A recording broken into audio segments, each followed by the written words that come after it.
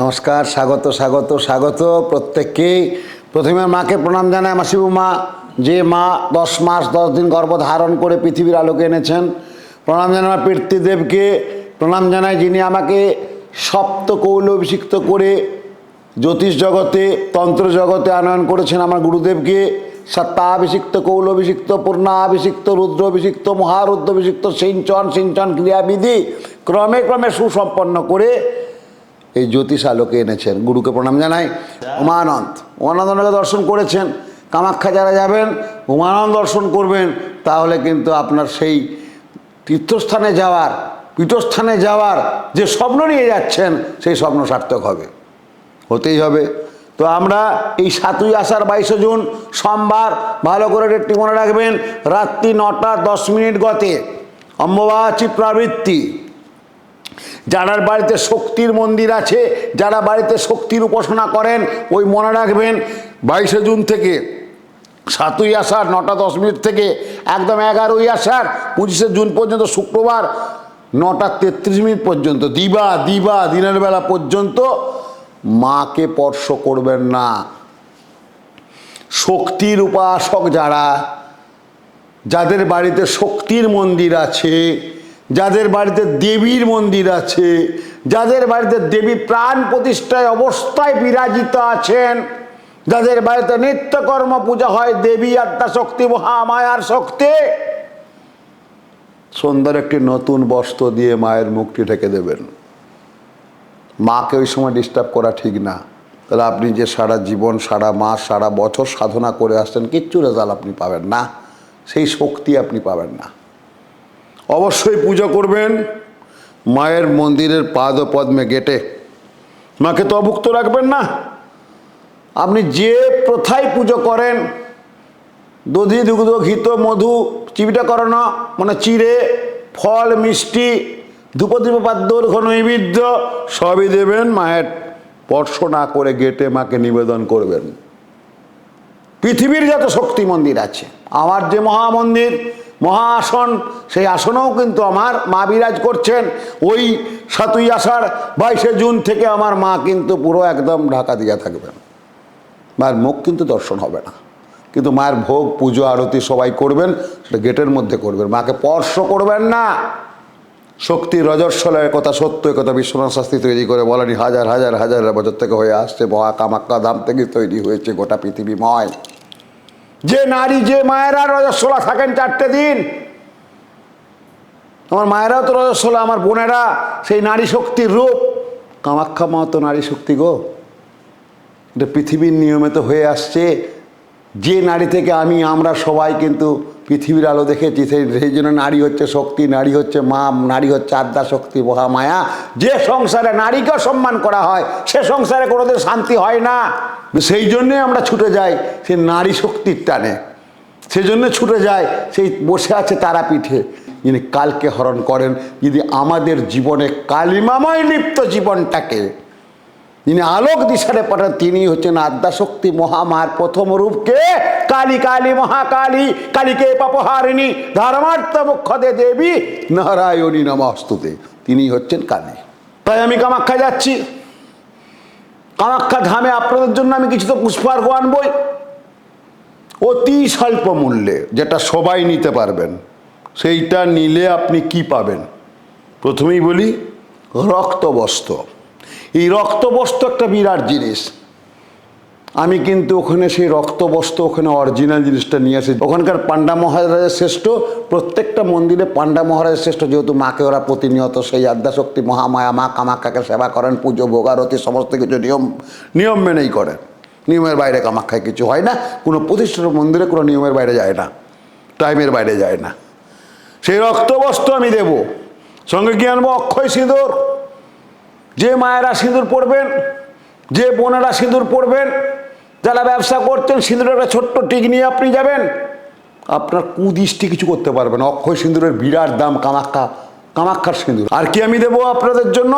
নবগ্রহ, যে 9টি গ্রহের কিছু না কিছু আমাদের সন্নিবেশে ডিস্টার্ব হচ্ছে, নবগ্রহ যন্ত্রম, যিনি সর্বরক্ষায় রক্ষিত হবেন, বা বাড়িতে রাখবেন, বা কাছে রাখবেন, বা ধারণ করবেন। নবগ্রহ যন্ত্রম। সঙ্গে কি দেব? মা কামাখ্যার চরণাশ্রিত জল, অরিজিনাল জল। আমি কুমণ্ডলের মধ্যে সেই চরণাশ্রিত জল নিই মায়ের ওখান থেকে।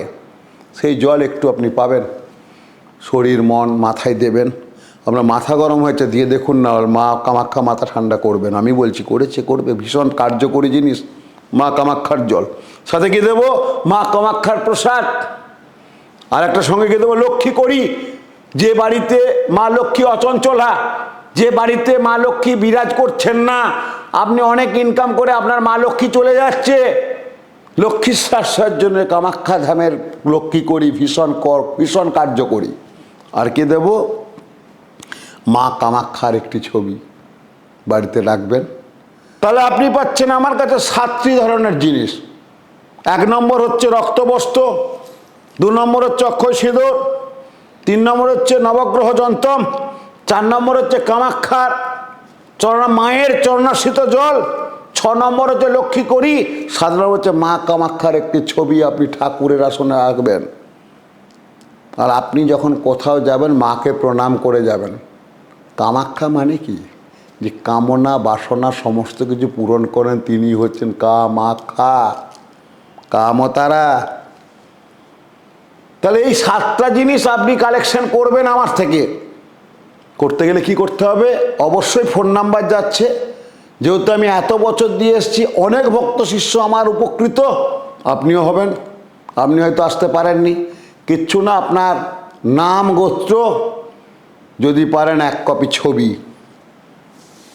এই যে নবগ্রহ আমি ক্রিয়া করব, তো আপনার নাম গোত্র তো চাই, আর ছবি যদি 1 কপি, যে কোনো চেম্বারে বলুন বা বাড়িতে বলুন, আপনাকে আমি কিন্তু বেশি দেব না, পারবো না। আমি 41 জনের জন্য আমি কাজ করতে পারবো, সেখানে আমি 41 জনের মধ্যে আমি ক্রিয়া করতে পারবো।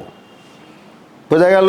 আমার প্রতিদিন ক্রিয়া হবে ওখানে জপাসিদ্ধি জপাসিদ্ধি জপাসিদ্ধি জপাসিদ্ধি জপাসিদ্ধি জপাসিদ্ধি জপাসিদ্ধি জপাসিদ্ধি জপাসিদ্ধি জপাসিদ্ধি জপাসিদ্ধি জপাসিদ্ধি জপাসিদ্ধি জপাসিদ্ধি না সংশয়।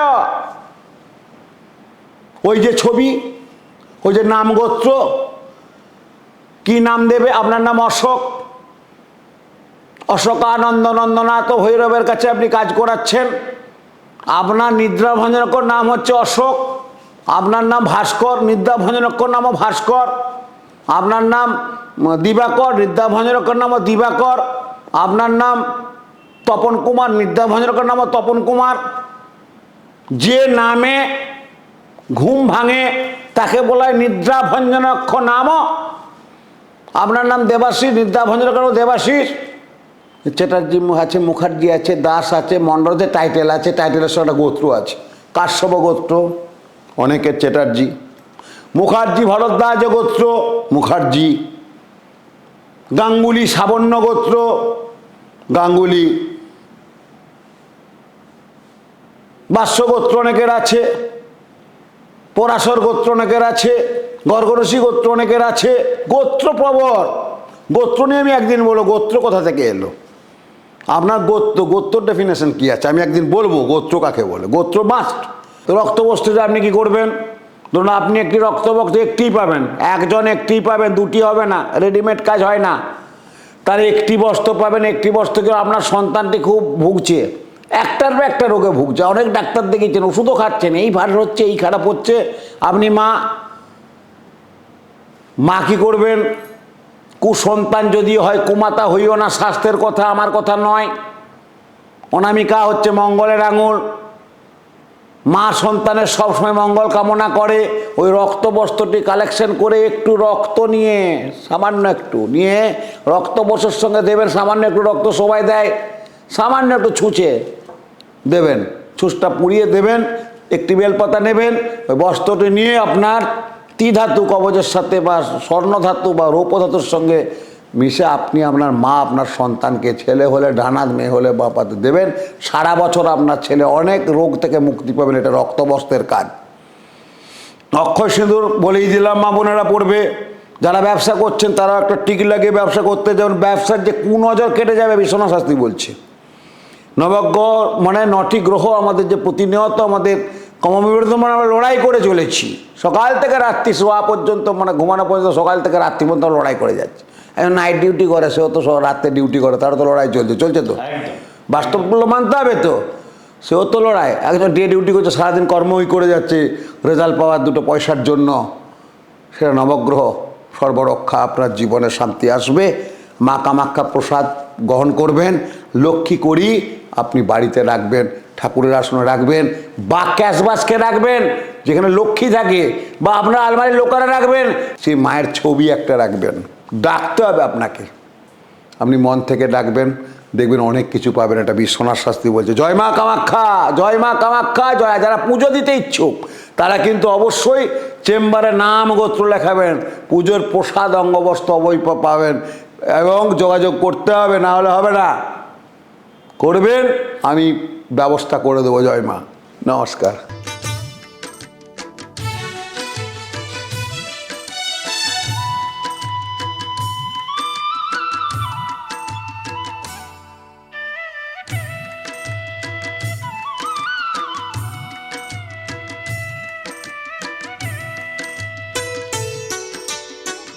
গুরুবরকে জানাই গো প্রণাম, তস্मै শ্রী গুরুবে নমঃ। গুরুবরকে জানাই গো প্রণাম, তস্मै শ্রী গুরুবে নমঃ।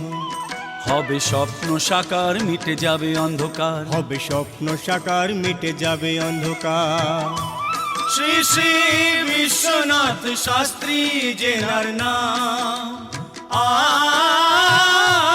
শ্রী শ্রী বিশ্বনাথ শাস্ত্রী জেনার নাম, তস্मै শ্রী গুরুবে নমঃ। গুরুবরকে জানাই গো প্রণাম, তস্मै শ্রী গুরুবে নমঃ।